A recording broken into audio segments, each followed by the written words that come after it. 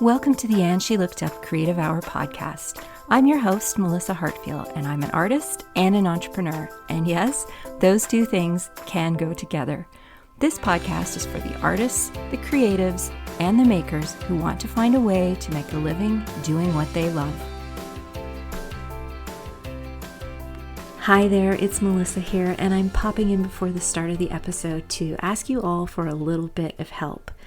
If you've been enjoying the podcast and you're listening to us on iTunes or Apple Podcasts, it would mean so much to me if you could head over there and leave us a review.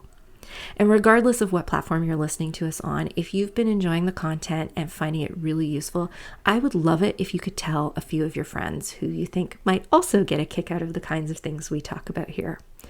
All of that helps us grow the And She Looked Up community and helps us get found by other creative Canadian women. And that is something that I am personally very passionate about. So if you could take a few moments of your time to help us out with that, I would appreciate it so much. And now on to this week's episode.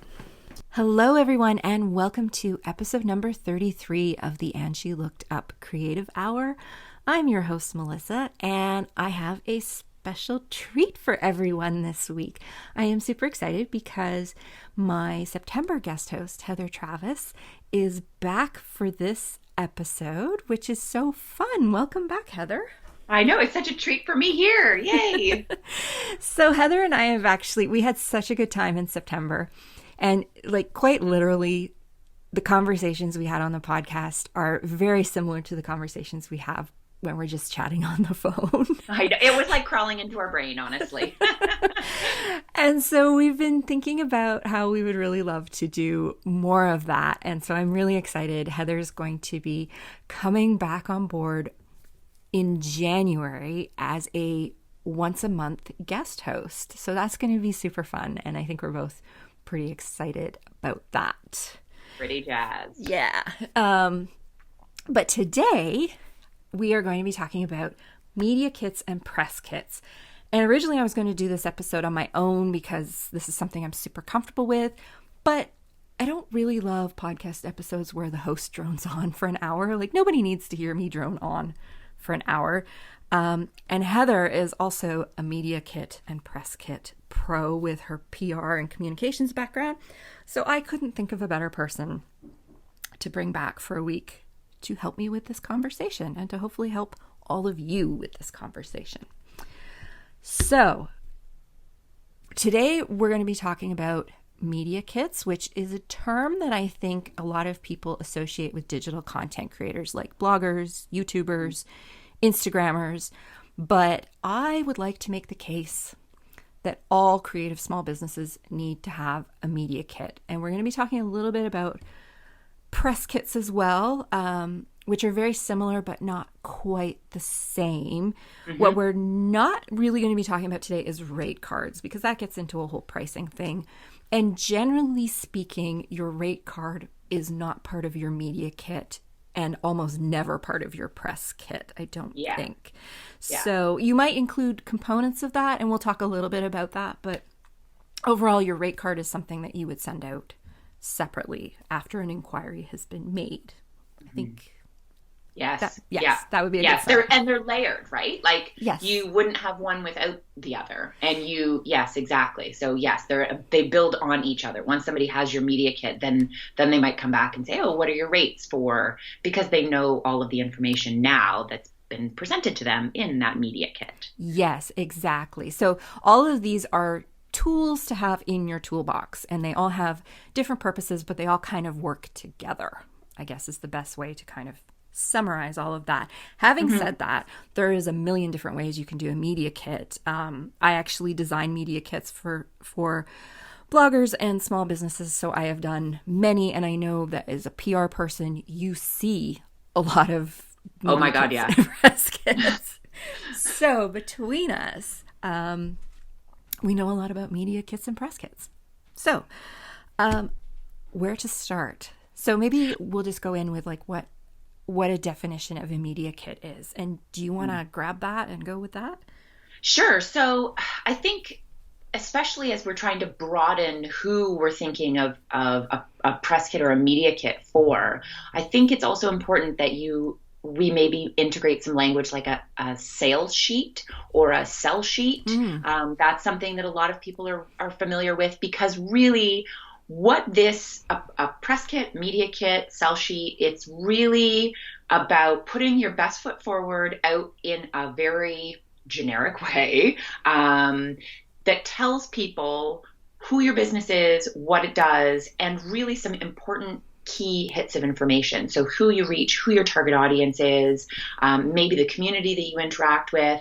And this is why I say it ties to your rates, because you might not have, for instance, a huge reach, but if you have as part of your press kit a piece of information that says, for instance, you have 100,000 followers, but all of those 100,000 followers, all 100,000 engage with you daily. That to me is an incredible statistic, right? And so that is pieces of information, nuggets of wisdom that go to sell your brand, to elevate your brand, and for people to understand who you are, what you do, why you do it, where you do it, how you do it. It really answers those core questions about your business and uses some really key numbers to help put that information together. Yes. So for those of you who maybe are in the digital content sphere, a sell sheet might not be a term you're super familiar with, but if you own a product-based business, you absolutely should know what a sell sheet is. And so I would say that a media kit is sort of a generalized piece of information that you send out that gives people like an overview of who you are and what you do and some key pieces of information. A press kit, at least in the way that I've used it for my businesses, is more surrounding, I guess, like an event. So maybe it could be an event you're hosting, or the event could be a product launch or a book tour or a new single or something like that. So it's more timely, I guess, is a better way to put it. Yeah, absolutely. And I think, funny enough, I'm just trying to think of a really in-person example. And so one of the things would be for me, for instance, for murals, is I might have a media kit that talks about how many murals I've done, where you might be able to find them, how much reach those have, et cetera, key points on the business. And then a press kit would be, I've done a specific mural at this specific location. Here's a quote from that person around what they were pleased. And so this is something that you're trying to like drum up extra from that press kit versus having your media kit that's sort of a standalone that you update, quarterly. Yes. So a press kit would also usually probably be tied to a press release. Yes. Yeah. So a press release might be the actual document that you send out saying, hey, Heather is having a gallery showing this week at Gallery XYZ. This is the date, this is the time, this is the location, yada, yada, yada. And then the other pieces of the press kit might include Heather's bio, some of the other work she's done, that kind of information to kind of go along with it. Because the idea with a press kit is, like its name implies, you want people to cover in the press to cover this story. So you want to make sure they have all the information they need to be able to write up a brief little article about it in wherever they write. So it could be on like something like Daily Hive or something where they're like, great things to do this weekend in your neighborhood. And Heather's gallery showing is one of those things. And then a sell sheet is something that you would have when you are launching a new product. So ideally, every product you have would have its own sell sheet. And this is a piece of information that you would use to try and get your product listed in a bricks and mortar store or an online shop. You want to be able to send the buyer for that company a brief hit of what the product is, maybe what you expect it to sell, how often people are going to come back in to purchase it. So when I worked in retail as a buyer, I got I got sell sheets daily, like gobs of them. Yes. And I would say too, especially as an artist, I create sell sheets for my own use that nobody ever sees. Yes. And it's when I put my business hat on and say, okay, Heather, you're making this item for Christmas time. Who's the audience of it? What's the price point? How are we going to market it? And that internal sell sheet helps me make the business decision as to, is this going to make me money or is this going to cost me money? Before I even put that product out there, right? Yes, absolutely. So it is going to have that key information. It's going to have the cost of the product, the suggested markup for the retailer. So like you're going to be paying, $15 for this. I'm suggesting that you sell it for $35.99 or $34.99 kind of thing. And this is your markup. And one that was really big when I worked in retail was the sell-through rate, because you wanted to increase the amount of times a customer would come into the store, which is why package sizes get smaller quite frequently. It's because they're trying to increase the number of times that the amount of foot traffic coming into the store to buy the replacement item. So yeah, those are the kinds of information you would have on a sell sheet. So like we said at the beginning, you can start to see how these all go together. Yes. So within my main business, FBC, we do a media kit once a year. We update it quarterly, like Heather said. And our media kit is, I believe, 9 pages, which is quite long for a media kit. Most are in. But you guys cover a lot of things. We so do. That kind of makes sense. Most media kits would be in the 1 to 2 page range, I would say, for most people. But I have seen some as long as 25. So there you go. But that covers off the services we do and who we are and who our core audience is, and a bunch of other kind of demographic information, contact information, that kind of stuff. We'll get more into what should be in your media kit in a minute. But then we also host a conference every year. And so we create a press kit for the conference, and our press kit also doubles as our sponsorship deck. But basically, that piece of information is just about the conference. So we might send our media kit along with that conference kit to a potential sponsor or potential venue, or whoever it needs to go out to, with the idea being that one complements the other. Yes, absolutely. And everything, whether internal or external. So whether it's something that you're sharing externally with people, whether it's something you have on your website for all people, or whether it's something that just you as the business owner have in your personal files on your computer in a handwritten notebook, all of it should work together, because every element of your business should be connected. And if you're selling something that isn't on brand with what it is your business does, then why are you selling it? And so they should all be connected. Exactly. Totally should be connected. And you can tweak them. You can have different versions that go out to different groups of people. Yeah. So just like a resume, if you think about a resume, most of us, I don't know, do people still send resumes out? It's been so long since I... Yes, they do. And okay. It's so incredible. And yes, funny enough, we've been reviewing resumes at the bike shop recently. Okay. And it's so interesting to see, like, some people really have stepped up their game and they're using Canva and they're creating awesome things. And then the other people, I'm like, have you even learned how to use Word yet? It's really incredible.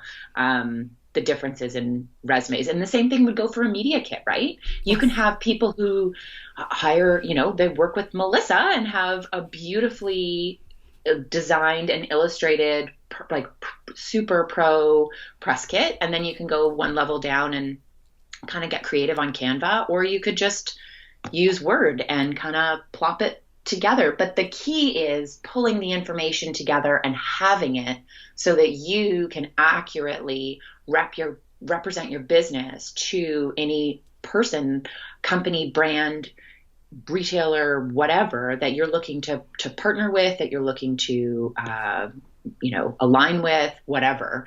That having that information on hand, whether it's in a beautifully designed document or just in a Word doc, you should have the information together. Yes, exactly. And so where I was going with the resume thing is, when you send a resume out for a job, you tweak it depending on the position you're applying for. You might want to emphasize a particular piece of, your career for a certain type of job that you're applying for, but maybe for the next job that piece isn't quite so important, so you choose another part of your resume to really focus on. And you can do the same thing with your media kit or with a press kit. So yes. The idea is you don't just have to send the same thing out to everyone, although for general inquiries that's probably what you would do. You just have a standard kit that goes out. So let's start with media kits. What do you expect to see when you get a media kit from somebody? What are you looking for when you request a media kit?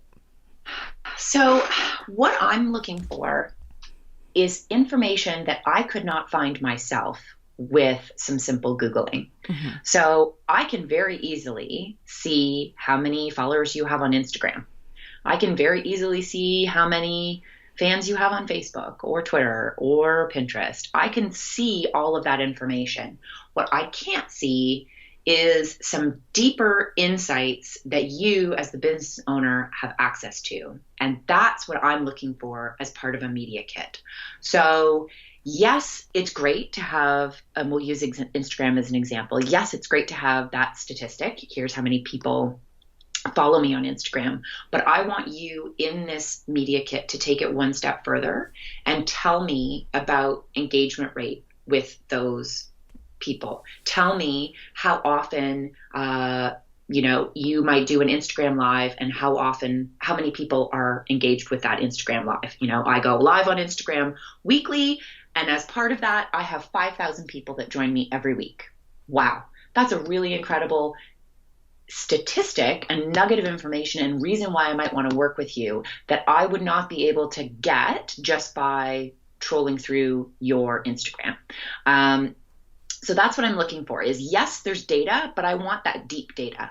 I want to be able to have you connect the dots and say, if you, brand Heather, are going to work with me, not only am I going to deliver all of these followers, but here's the behavior and the attitudes and the actions that my brand has a history of delivering with my troop of people that are my tribe.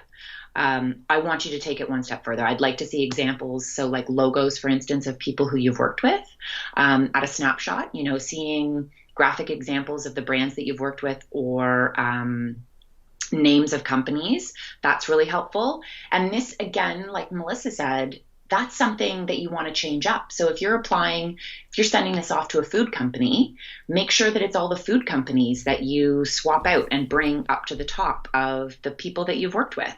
So maybe swap around those logos so that you're highlighting to me that you have worked with people who are in the same league as me. I also want, again, some deeper insights into who are your readers. So are 60% of the people who visit your website professional women? Are they entrepreneurs? What information can you tell me about your business that I can't get through simple Googling? That's what I'm looking for in a media kit. If you're telling me all the same things that Google could tell me, that's not really helpful. Right? That's not really helpful. So another thing to think about when you're putting your media kit together is, as I mentioned, you generally want to try and keep it in that 1 to 2 page range, which is not a lot of real estate.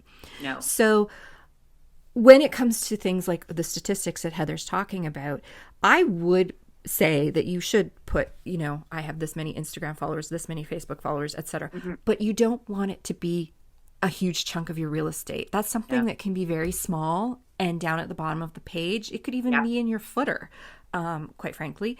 Yes. And that could be done in a really beautiful graphic way. But what you want to do is you want to call out those bigger statistics that have meaning, because as Heather mentioned, those are the ones that they can't find anywhere. Another good one to put in there is things like your newsletter rates, because that is not easy to Google, and it's one that gets forgotten, but it's very valuable. So someone like Heather can't see how many newsletter subscribers you have, and she definitely can't see how many people open your newsletter and how many people click on things in your newsletter. So those are some stats that you could also provide. Another one that I like to see is, as she mentioned, some demographic information. Yeah. So if you are a digital content creator, there are certain numbers that are very important. Things like social media engagement, things like newsletters, things like your traffic. And as we mentioned in the episode with Angelina a few weeks ago, I'll put the episode number in the show notes. We were talking about metrics and how important they are. But we also discussed how in Google Analytics, you can actually find a lot of demographic information. And whether you are a maker, an artist, a digital content creator, or you sell products on an Etsy shop, whatever it is you do, demographic information is something that you are all going to want to have in your media kit. If traffic's not important to you, as a painter, Heather's traffic numbers probably aren't that exciting because that's not a metric for her business. No, but the returning traffic is. Returning traffic is. Her information that I would really want to see if I was like considering collaborating with her or something, I want to know who the people are that are buying her art. Like, so I'm looking at the demographic information, things like where they live, what kind of income they have, what other interests they have. Are they people who are I'm going to guess if somebody's buying one of Heather's large scale paintings, there's somebody who's very house proud, which is that would be an important thing to know.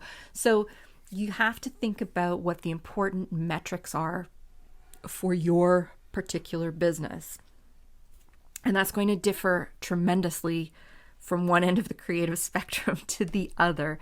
But what you're trying to convey to somebody looking at your media kit, you're trying to give them a snapshot view of who you are and what your business is. And answering the question, why does this matter to me as the person reading it? And so I want, especially for a media kit, I remember, gosh, this is PR school like 100 years ago, but I remember handing in something and this professor handed it back to me and he was this teeny tiny man, like max 5 feet tall. And of course me, I'm like 5'10". And so he was so much shorter than me. And he looked up at me and he said, "My sweetheart, so what?" And I said, "Sorry, what?" And he said, "Exactly. So what? You have given me this piece of paper and you haven't answered, so what? You haven't answered the question, why does this matter to me? So what? What am I supposed to do with this?" And so I've taken that really forever. And if you hand over your media kit and I read it and go, so what? Yes. That media kit has not been effective. I want to read it and go, ooh. And now we move on to the what, as opposed to, so what? Why did you just give this to me? Right? Yeah. And so you really need to connect the dots and explain to me, okay, this follow this demographic, you brand, this is why this is important to you. And don't leave it up to the brand to figure out why it's important to them. Help explain, and you and I talked about this when we were talking about negotiations and partnerships. It's about being a solutions provider, right? And so this media kit is part of that. It's saying, here is how I can be a solutions provider, and here are the ways that I can provide solutions with my audience. You need to connect the dots on that. So when Angelina and I did our episode on metrics, I think it was episode number 28, but I will confirm that. We were talking about metrics and we were using the same, but we were talking about metrics for yourself, looking at your own metrics and using those to decide where your time is best spent, what is making you the most money. So we were looking at those numbers and we were saying, so what, to ourselves, right? Yes. Yeah. So what you're doing here, you're doing the exact same thing, except the so what is coming from somebody external.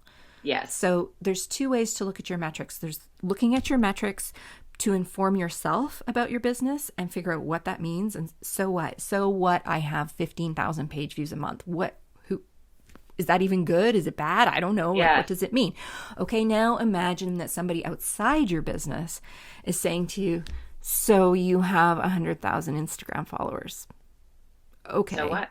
So do 100,000 other people. Exactly. So what? So what makes you special? Yeah. Yeah. So that is And that is a core business question that we should all be able to answer. What makes us special? Absolutely. And funny enough, I mean, think of like a media kit. Think of sitting down next to your grandma at Christmas, right? And she says, "So, sweetheart, what have you been up to?" And you answer with, "Well, I have 100,000 Instagram followers. I have 43,000 people who read my email newsletter. I have," and your grandmother looks at you and goes, "Okay, so what? Does it make you happy? Like what?" But if you said, "I have all these people online. Who cares what the number is? And they all talk back at me, Grandma. They all make my recipes. I put a recipe out there and they all make my recipe." That's going to make your grandma a lot happier, and pretend your grandma is the brand versus I have 100,000 followers. If you tell me I have 10 followers and every time I do a recipe, all 10 of them make that recipe and post photos online, that to me is an incredible statistic. Yes, I was just going to say what would make your grandma even happier is if you pulled out your phone and said, "Look, Grandma, look at all these people who made my recipes and they sent me photos and they posted their photos on the internet." And imagine if that was your grandmother's recipe that you put out there. Your grandmother would be so thrilled. Happy. So that's how you want to make the brand feel. Absolutely. Yeah. Like the media kit should be, what if you handed this off to your grandma, would she put it in her like brag book and be like, "Look, this is what my granddaughter does every day."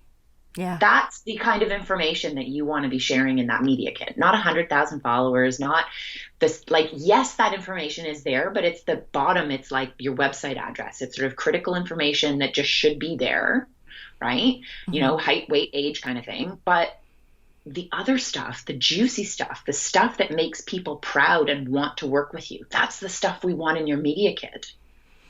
Yes. So let's think a little bit more about how this might work if you're an artist or a maker, because I think for digital content creators, media kits are very associated with digital content creators. And I think it's really easy for them to kind of figure out what those kind of stats should be. And, you know, it's things like traffic and engagement and all that kind of stuff. But if you're somebody who does large scale paintings like you do, or maybe you're somebody who makes jewelry, or you're somebody who has a really kick-ass punk band, or, you know, or you're like me and you make greeting cards, or who knows, like there could be so many different things. So many things, yeah. Right. So what kind of things would you be putting in a media kit if you're not a digital content creator? So I think one of the things, and it goes back to what we just said, which is demographic, right? Who is the person that's buying this stuff, right? And so I know very clearly 90% of my sales are to women. And yes, 90% of my sales are to women. I would say 100% of those sales to women are to women over the age of 30. 90% of those are under the age of 50. So here's my age demographic: women between the ages of 30 and 50. That's who buys my paintings. Hey, women like me, crazy. But, you know, so that demographic information would be in there. Average price range. So while I have pricing on my website, you know, you can look through all the different pricing. What I would probably communicate is the average price per painting sold, or some type of information to help communicate that. I might look at how many paintings get sold to a household. So once they become a Heather Lynn Travis fan, are they likely to purchase another painting? Yes or no? I would say 75% of them are more likely to buy a painting from me again once they have bought it a first time. So those types of information I think would be helpful. Gosh, I feel like there's more that would be helpful. Where have I exhibited?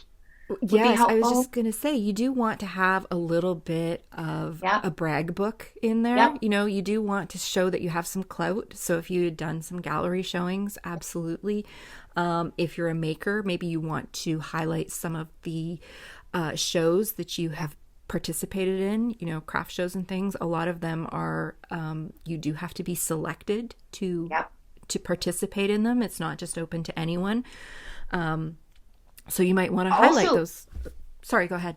No, I was just going to say, in terms of like awards and accolades, right? And so if you, at that craft show, were, one of the top 10 booths to visit. That's something that I would absolutely include in there. Any type of local media that you have been a part of, or anything that is, recent interviews. If you were a guest on somebody's podcast, that might be something that would be worthwhile having there, because it just adds more information to you. If you've been featured in a magazine, particularly a home decor magazine, if you're somebody, so somebody like Heather, if, when you buy a print magazine, there's always a section at the beginning where they talk about their favorite things or things that we're loving this spring, or, those kind of list sections where they're sort of showcasing different products or different trends or whatever. And let's say they feature one of Heather's paintings and say, it's a spring issue and we're loving how this bright and happy painting from Heather Travis just adds spring alive in our living room, right? That's absolutely something you would want to put in your media kit. I would have a t-shirt made and wear it all day, every day, if that's what would happen. I would just have a t-shirt made if that's yes. And that's exactly it. Like, it's all of those. And again, it's sort of thinking about you're sitting down next to your grandma at Christmas. Like, what's the brag that you're putting forward? Well, Nana, I've had 3 gallery shows this year and I won an award at one of the gallery shows. And at the gallery, I sold 50% of my paintings. Yes, that would be, I was just going to say, if you're doing a gallery show, did you sell out? Did you sell 50%, 70%? Because that's an important number for a gallery show. The whole point of a gallery show is to sell paintings. Exactly. Exactly. So that's definitely one. Another thing that you mentioned, talking about the price range of your paintings. And this is something else that I would consider when you're doing your media kit. Language is very important when you're doing your media kit. And so maybe you might not come out and say, I sell paintings, they range from $250 to $4,000, let's just say. Like, you might not want to say it quite like that, but maybe you want to use the word investment. People who buy Heather Lynn Travis are investing in their home. You might want to focus on the fact that they are house proud. These are people who want to bring beauty into their homes. They are willing to make a financial investment to do so. Saying words like financial investment automatically brings to mind a specific type of person. Yeah. So, right? Without actually saying my customers have a lot of money. Yes, exactly. They are loaded. Yeah. No, they're people who are house proud. They want to make a financial or they want to make an investment in their surroundings, their environment. It could also be an investment in their future. Maybe they're going to hand down that painting through their family. So there's different ways you can say things in a media kit that bring about very vivid images. Because again, remember, your real estate is limited. So you really want to use those words and images that kind of show that. So maybe Heather would show a photo of one of her big paintings very prominently located in somebody's beautifully appointed living room. Mm-hmm. Right. So you can tell from just looking at that living room that that's a person who really their home is very important to them. Yes, exactly. And I would say, funny enough, as I'm thinking through this information, while a lot of the information, so, if you're an artist, you might have a website that has, for instance, where you've had gallery shows. You might have information on being a media, you were featured in Style at Home, you were a guest on somebody's podcast, but that's information that I can access, just by Googling you. But what I'm looking to you as the business person to do is connect those dots for me. And so, yes, you might be pulling information that's on your website that I could Google, that you had a gallery show, but you're taking it again one step further, that you had a gallery show and you sold 50% of your paintings, right? And so it's that one level down, a little bit deeper, a little bit more insight, or perhaps you're connecting the dots. So a gallery show led to a massive media exposure in this, right? Mm-hmm. And so that, as the reader, that's nuggets of wisdom that I would not have been able to get just by looking at your website. And that's really what we're trying to get at, is that the media kit should have those things. It should have the basics, like the numbers and the contact information. And I'll say this, spell your name properly. I've received, funny enough, a couple of, and they were so fancy pants and their names were spelled wrong. Oh goodness, that sounds like something I would do. Oh, dude, you don't even know how many emails I have. There's an entire company of people who calls me Heater because I had my email signature as Heater for like 2 years and nobody told me. I just thought it was funny. They all called me Heater. Right? So I just didn't pay attention.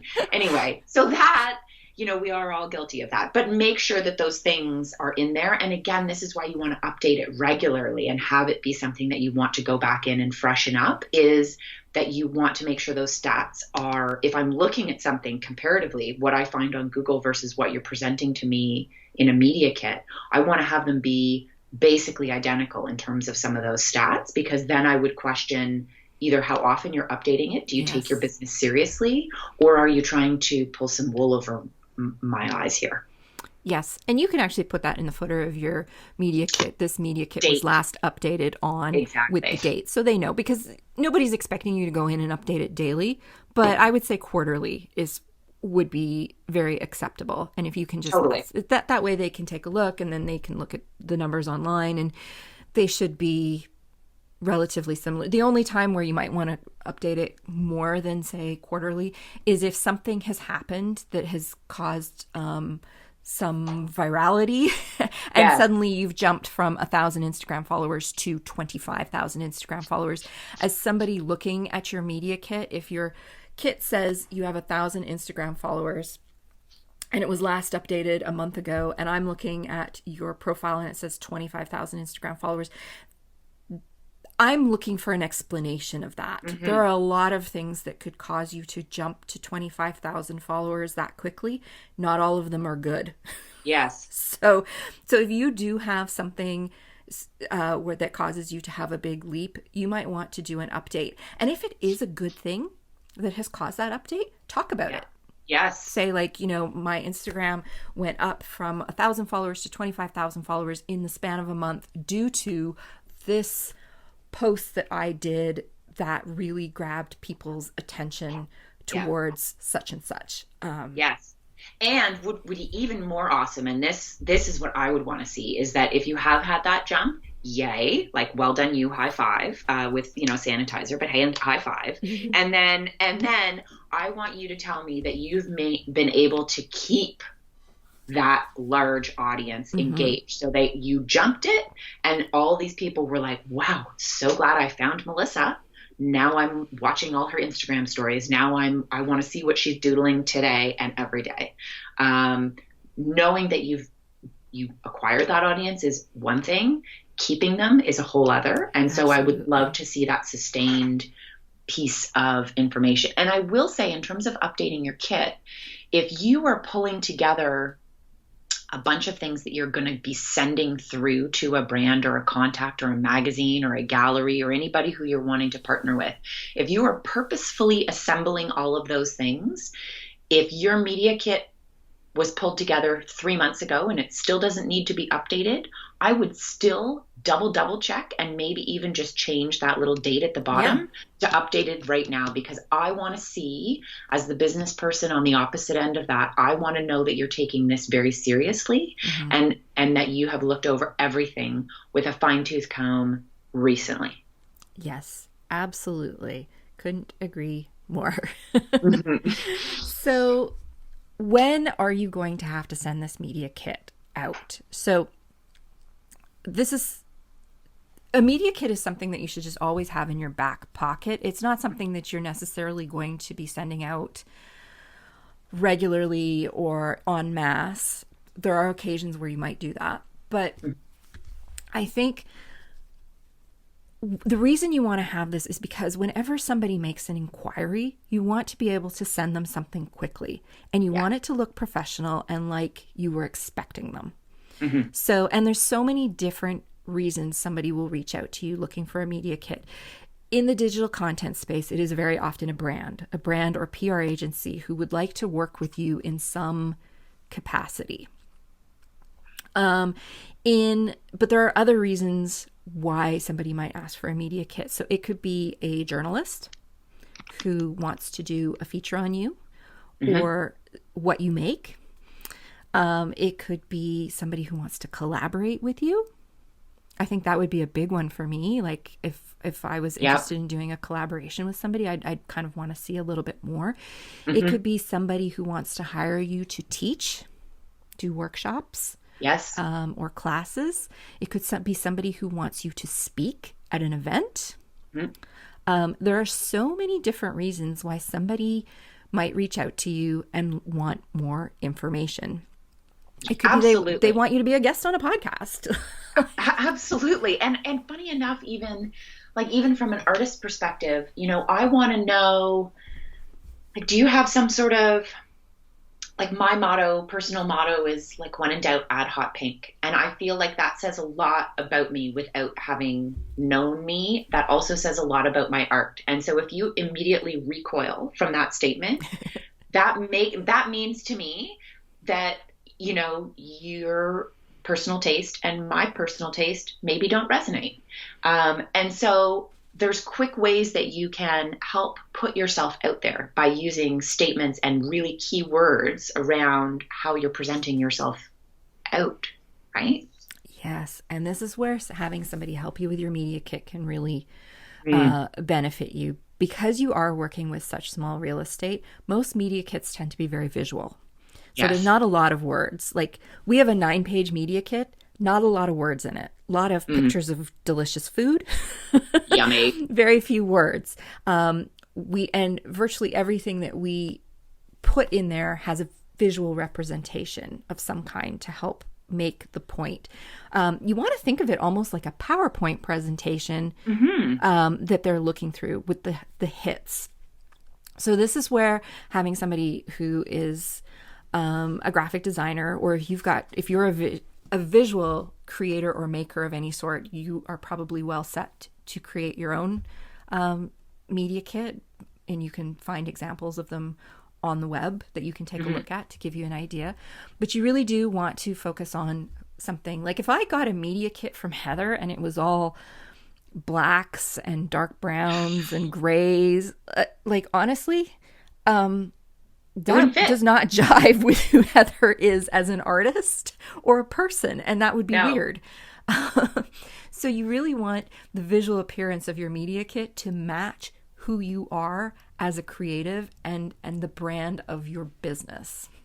Totally. And you also want, it's funny, just as you said that, I had this vision. I don't know if you watched Arrested Development, but in the show, Tobias, one of the characters, he's a struggling actor, and he sends out his headshot and basically his press kit, right? So he sends out his headshot and these things to all these casting directors. And as part of it, it's all of these like sparkles and sprinkles that just explode everywhere.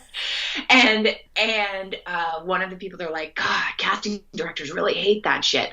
And that is like, if I had my way, sprinkles would explode every time you opened an email from me. At the exact same time, I would need to include like a cleaning person to vacuum them all up, because, and this goes back to,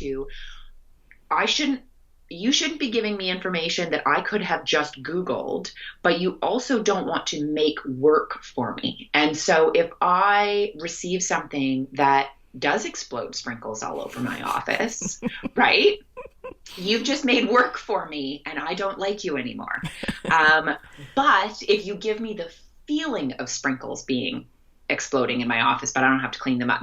And so there's a difference, right? And so me using bright, bold colors versus blacks and browns, what emotions are you hoping this visual piece are going to stimulate without causing the person on the receiving end to resent you or say, so what, right? You want them to say, so what now, in a really excited way, by getting that information in front of you. Anyway, yes, I just had that immediate visual of the sprinkles just exploding everywhere. Yes, but you did just make me think of something. I don't know if she still does this, but years ago, Megan Telpner, she has a very bright, bold branding. And years ago, I think her catchphrase was something about cartwheeling into your world or something. Oh, brilliant. But when you landed on her website, every now and then, Megan, in this very bright outfit, and I think she was carrying an umbrella. I can't remember. I'm probably getting this wrong. But she would float across the screen. And that was basically the glitter exploding, but virtually. And it tied in perfectly with her branding at the time. And I just remember thinking, that's really clever. Another one that does it is Asana, like time project tracking. Management software that's free. So every now and then when you complete a task in Asana, a unicorn shoots across the screen, and it's just supposed to make you feel really good. Brilliant. And it's brilliant. So that's what you want to think about. You want to think about these little visual cues that you can give the person receiving your media kit that tells them who you are. Like if I got a media kit that didn't have hot pink on it from Heather, that would be very weird because... Very weird. Exactly. Exactly. And that's the thing. It's like the colors of the media kit, the way the photos are. And so, for instance, if you're really soft, maybe things that you put in there, you don't use any hard angles. Maybe all your photos are circled ever so slightly or rounded out, right? And so you're going to want to think through that visual presentation and also the wording, right? As Melissa said, as you said, like the words that you use are really important in describing your brand and the people who love your brand, and then also how they connect with the people and brands that you're trying to connect with, right? And that's where I think you and I talked about it, was like looking up what words do they use on their media kit, right? So Better Homes and Gardens comes to you and says, Melissa, we want to work with you on this. Great. Can you send something through to us? You bet. I'm going to go and use their language because that's what's going to appeal to them. You know that they like those words, right? Very good tip. Yeah.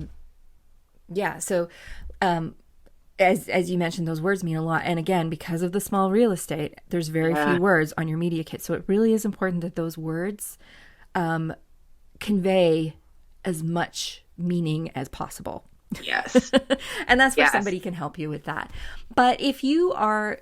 So if you don't have a media kit right now, let's say that you don't, I am in need of a media kit for this podcast. I don't have one yet. So, but if you're in need of a media kit and maybe you don't have the budget to hire somebody to help you, and or you're very comfortable doing graphic design yourself, there's lots of places that you can go to find them. First of all, just Google media kit examples, and you will find all kinds of them online. Another thing you can do is check out places like Creative Market, or even Canva might even have some media templates on it. Yep. And funny enough, I've done one using a resume template on Canva. And so, and it was quite easy, and I made sure hot pink was in there and life was grand. And funny enough, even in terms of Google, you know, if you're very specific, media kit for photographers, media kit for artists, media kit for chefs, because there are examples of all of those out there, and they will help guide you in determining what elements of each do you want to take and make your own, so that your press kit is 100% true to you, your brand, your color scheme, your word choices, and the information that you feel is really valuable to share. I think that's one of the tricky things, is a lot of people, their media kits end up looking too similar, like the templates, right? Yes. And they leave us all hanging with that, well, so what? Yeah. One of the things, like if you go on somewhere like Creative Market right now, you will find a lot of media kits, templates that you can buy, and you can absolutely customize them and add your own colors. But if you look at them, you'll notice that a lot of them are really, there's a very certain look that I think is associated with lifestyle bloggers, sort of that rose gold. Yes. The overhead flat lay shots with lots of white space and a little cactus, or you know, very similar look and feel. And quite frankly, those don't make you stand out. They just make you look like every other lifestyle blogger out there. And that's not what you want. You want something that's going to make you look a little bit different. So those kind of templates, they are great to look at them with an eye to layout. Yes. But think of ways... the type of content, like what the type of, okay, do I have an about me? Do I have some sort of bio statement? Yes or no? Okay. And again, gosh, I mean, Banksy, for instance, he doesn't have his name or his bio on his, right? And so you can or her. Exactly. And so you can be a mystery, an international man of mystery, right? You can be these things, and you can keep information. This isn't about putting all of your cards on the table. This isn't about letting people see the wizard behind the curtain. Banksy is a brand. There is a person behind Banksy. Nobody knows who it is. Although I have read a lot of things lately that people think it might be a woman, so that's interesting. But but Banksy is a brand. It doesn't matter who's behind Banksy at this point. That's not what is interesting to people. So yeah, absolutely. You can still be a person of mystery. Yeah. Because it's about your brand. So that's something that's really important to remember when you're putting this together. But yes, there's lots of options out there that can get you started and have you pull something together relatively quickly. And you can tweak it as you go along. And your media kit will evolve as you evolve. This year, our media kit looks very similar to the one we did last year. We really didn't have a need to tweak it. But and I find that sort of the shelf life of our media kit's about 2 years. And then that's when I have to do a major overhaul. After 2 years, sort of similar to a website. Yep. One thing I will mention, on the Food Bloggers of Canada site, it's an old post, but I will link to it in the show notes. We did an article on media kits, and we had, I think, 3 or 4 different bloggers who very generously submitted their media kits and allowed us to screenshot them. So you could see, and they were all very different, sort of to give you an idea of what they include in them and how they did them.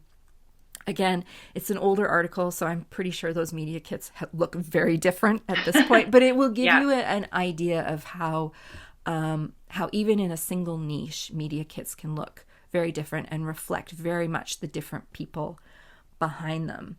So one thing we didn't talk about here, we're coming up on the hour, but I want to talk about press kits quickly, but I also want to talk about rate cards. Because rate cards, generally speaking, would not go in your media kit. And there's a number of reasons for this. Heather and I have talked about this in a previous episode, but once you put your rates out there, you're kind of tied to them. Yep. And as we've talked about in previous episodes, your rate should reflect the project that you're working on. There are certainly instances where you might do things that are very task-oriented that just have a flat rate. But generally speaking, you're working on a project that's solving a problem for somebody. And so your rate is going to vary. So putting it in your media kit, and media kits get passed around. So you might be very careful about who you send your media kit to, but once you've sent it out, it's out of your hands. And people pass them around. And you don't want somebody to pass on your media kit to another company and have them see your rates and approach you, and maybe that company is someone that you would, I don't know, feel uncomfortable charging that amount to, or that you would work with on a different kind of budget. Like, it's just not a good idea. But there are ways to address that in your media kit. One of the things that we do in our media kit is we have a starting ad. So for us, there's a minimum investment to work with us. It's quite low, but it kind of tells you what you need to bring to the table to open up the door. Right. So we have a starting at and then the number. And that's kind of what I would probably recommend if you do want to put pricing in your media kit. Generally speaking, most of the people who come to us are looking to work with us, to hire us. So for us, it is important to have a starting at rate in there. But in other instances, it might not even be necessary to put that in. Yeah, and I would say it's almost like you would have two different versions. You'd have one that definitely doesn't. And then you would have one with maybe those starting at, and I loved what Angelina said around having, option A, option B, option C, yes. and ranges for that. Because to me, I thought that was a really helpful way of laying out the value that you deliver and the range of pricing that is associated with that delivery of value, and the itemized, here's what you're going to get for it, because that really allows conversation. And I think, you and I talked about it. You and Angelina talked about it, having actual, like, real conversations with these people who you're doing business partnerships with. There's huge value in that. And numbers might go up, numbers might go down, but that's as a result of a really engaged conversation between two businesses, as opposed to, you said price was this, here's the price.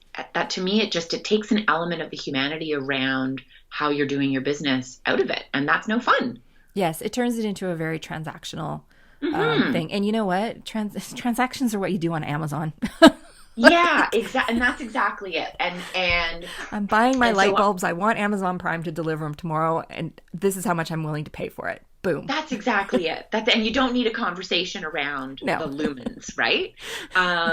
But that's where I think, and funny enough, I mean, I've always made a case, people who have rate cards just on their website, to me, I think that's a mistake. I think it's not that you shouldn't know what your rates are, but you're really eliminating any opportunity for conversation with people who could be slightly below your rate or people who are way above your rate. And funny enough, I'm in the process of just pulling together a pitch for a project.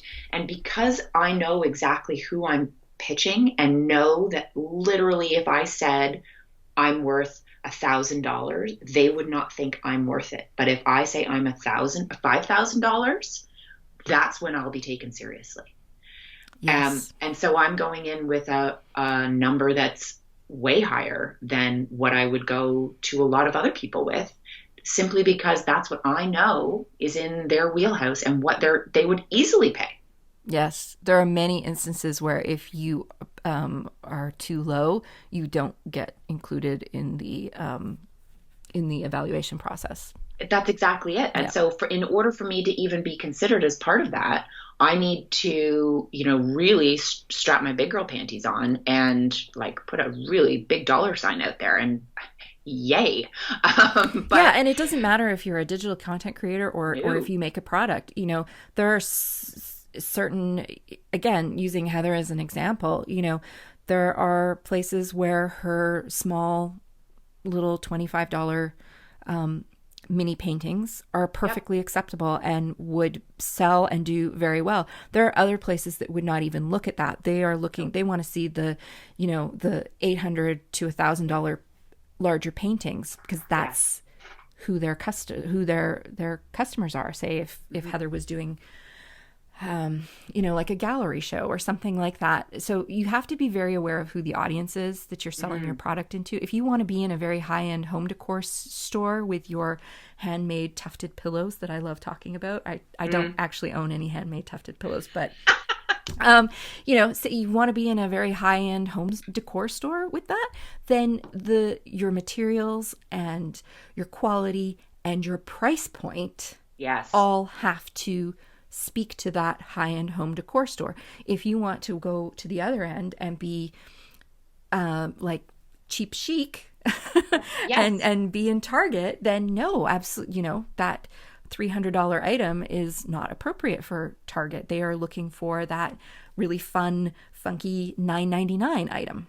Yes, and that's where you can be both things. Yeah, absolutely. And so your press kits and your media kit, I should say, or your sell sheet on yourself is different. Whether if you're going to a maker's flea market type event where you're selling handmade Christmas decorations and your small paintings, right? Mm-hmm. That's a very different media kit and pricing sheet than you're going to have versus going into the high end, one of a kind show Christmas art gallery. Yes, right? exactly. Very In different. Vancouver, we have lots of markets, but there's the Circle Craft Market, which, Mhm. despite having the name craft in it, is actually a very high-end artisanal Christmas market. Like, you Yeah. don't go in there unless you're planning on spending a great deal of money for something. Right. But then you have other things like Got Craft or the Make It Show, where you're going to see a much more reasonable price range for people buying gifts for Yeah. people. So, you might be able to find something that's in the $3 range right up to, say, the $100 range, like that nice range that a lot of people can participate in. So, yeah, it's very much depends on who that audience is and who your audience for your product or what you make or create is. Those things all have to kind of jive together. Yes. Let's just talk about press kits really quickly because they are a Mhm. little bit different. Yes. And as we mentioned earlier, press kits tend to revolve around something more specific. So you might like we do a press kit for our conference. A press kit might also follow, like, let's say you're doing a big product launch Mhm. with multiple SKUs. Mhm. So maybe you're launching, like you just did something recently where you launched a collection. Yes. Hey, I should have done a press kit. Yes. Now I'm do as I say, not as I do. This is clearly a lesson in that. I should have done a press kit. And that's exactly it. Launching a collection, even having a gallery show, being, for instance, if you're participating in one of those maker markets, that's a Yeah. great opportunity to send a note out to, local media, pop it on your website, People put you it on work your with. Yeah. LinkedIn, exactly. Put it in your e-newsletter, put it out there and say, I'm excited that Heather is going to be at this craft show. Here's the date. Here's the time. Here's what I'm going to be selling. Here's maybe a profile of 3 other people who I'm excited to see at this show.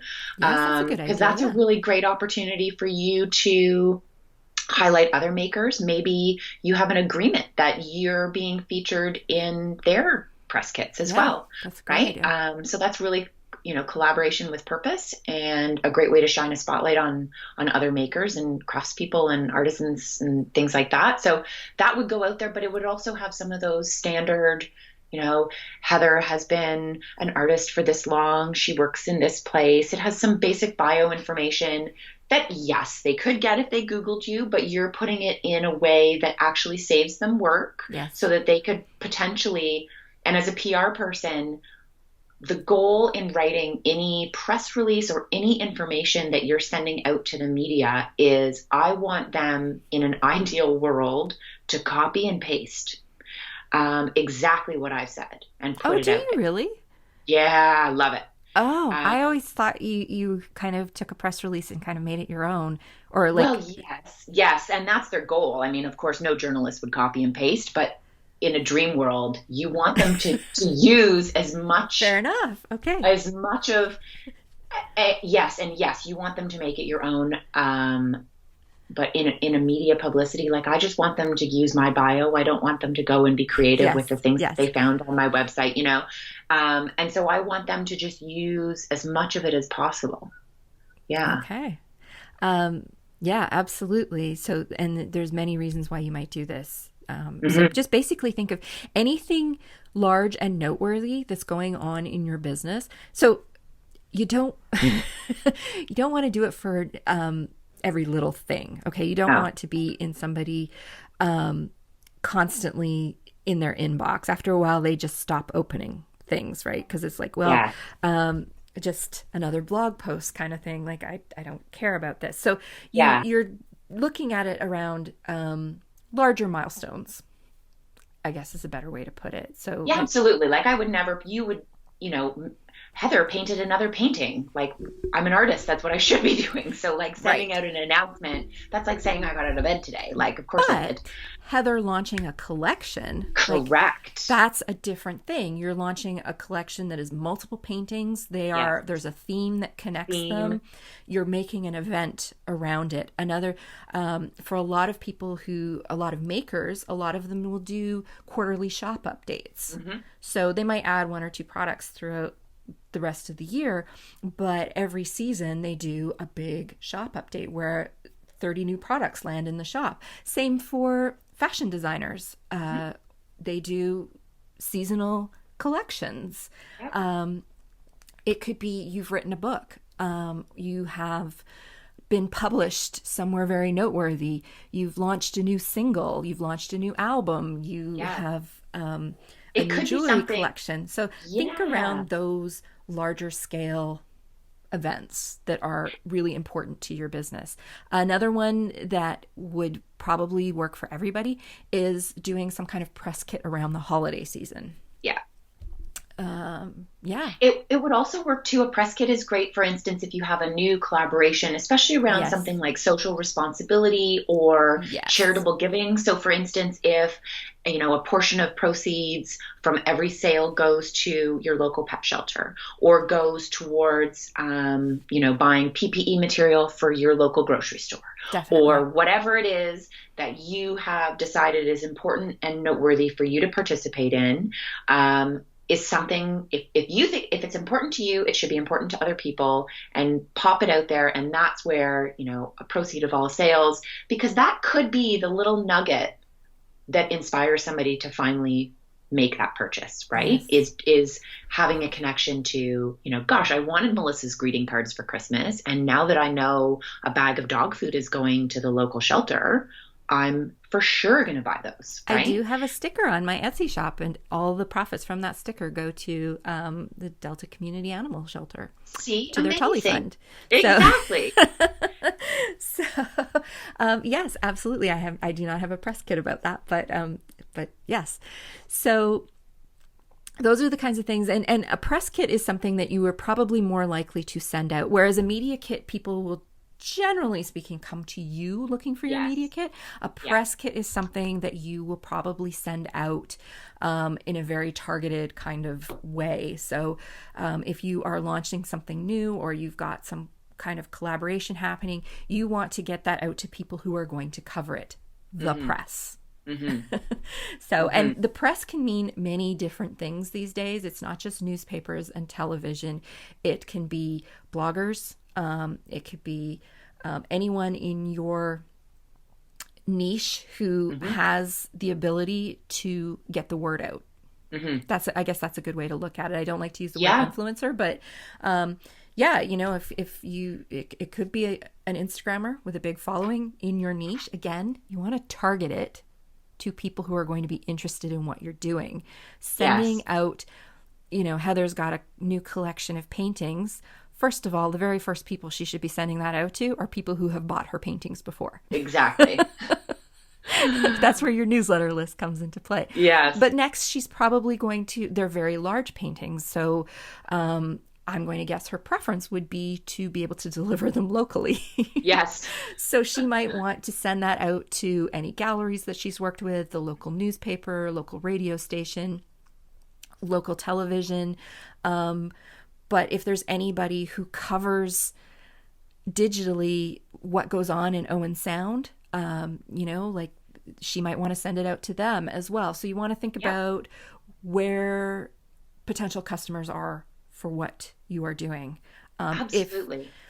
If you got to the point where you're more well-known, then you probably would want to send a press release. If you had ever been featured in Home and Garden or whatever, and you've got a new collection out, hell yeah, you're going to send that to that magazine again. And you might even do it before they featured you if you think they're a good fit for who you are.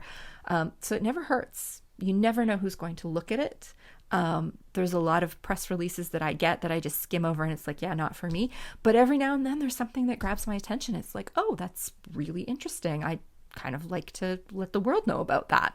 Totally. And I would say, funny enough, one of the things, and it's a tactic that I've used, again, I've built up these relationships, so I'm not just tagging people willy-nilly, but again, in terms of local media relationships, local outlets in this region, I follow them, I engage with them on their social media, and if I have anything of interest that I'm doing, when I post it onto Instagram or Facebook, I'm tagging them because I'm saying, I really think that this is of interest to you. And what I've done is, in fact, allowed them, and I've done their job for them, that they can just hit share.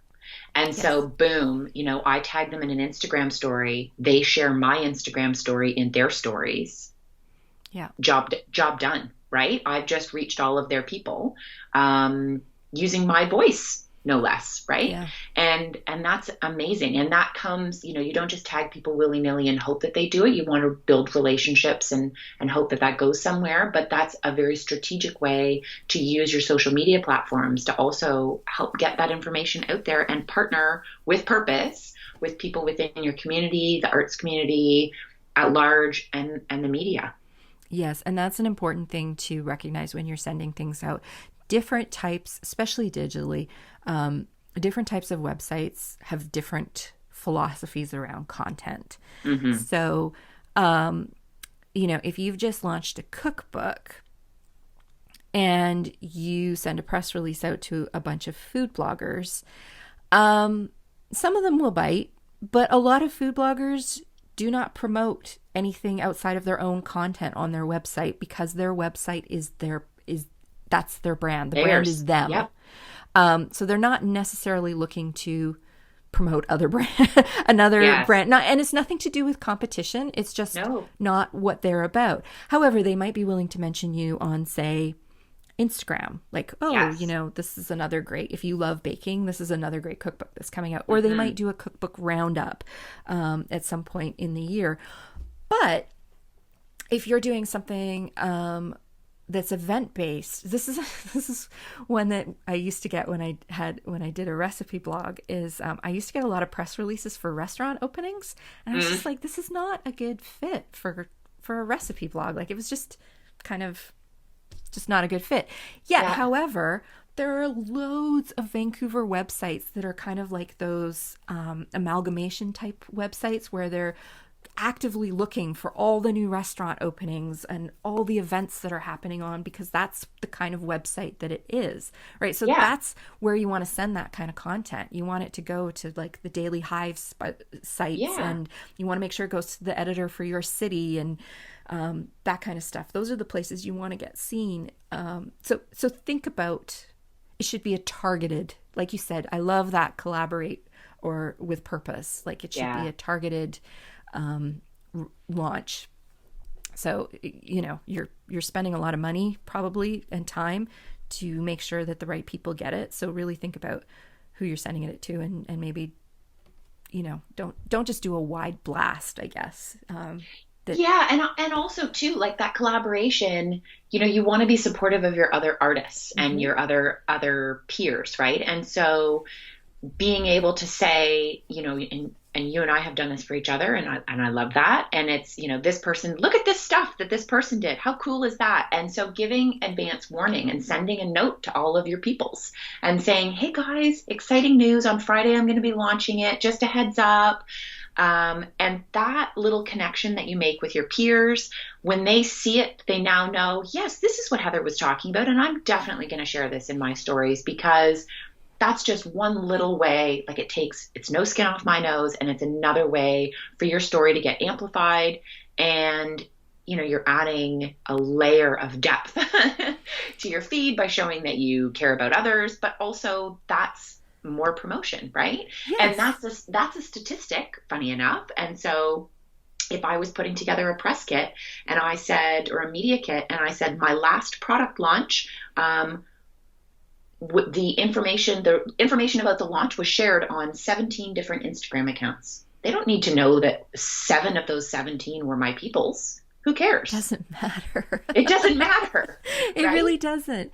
No. And think about who you've worked with. So recently, and I was just going to bring this up before we wound up, but recently Heather launched a Redbubble collection, and we promoted it on the And She Looked Up Instagram account. And of course, anybody who has been a guest host on this podcast, of course, I am going to showcase the work that they're doing, because they're an important part of what goes on here within my business, right? Like, they have helped contribute to my business. Of course, I am going to do the same for them.